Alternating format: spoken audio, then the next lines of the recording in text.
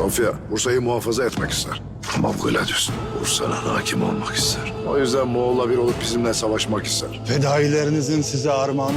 Bana Osman'ın bir oğlu, bir kızı yeter. İşimiz çok kolay olacak. Bu hatun gerekmez. Kesin solun. Osman'ın avari avcıları hamım oldunuz. Av kim? Avcı kim? Kelleni kaza oturtanda belleyeceksin köpek. Zarureten anlaştık ama sabrımın bir hududu var Sofya. Claudius, beyleri kullanarak Osman'a tuzak kuruyor. Osman avlayacak. Esenlik'e bir hatun kişidir. Onu siz öldürmediniz demek. Onu biz değil, Sofya öldürdü. Ne kağıt dinlerim, ne mühür dinlerim. Seni burada gebertirim. ATV'yi YouTube'da takip edin, hiçbir şey kaçırmayın.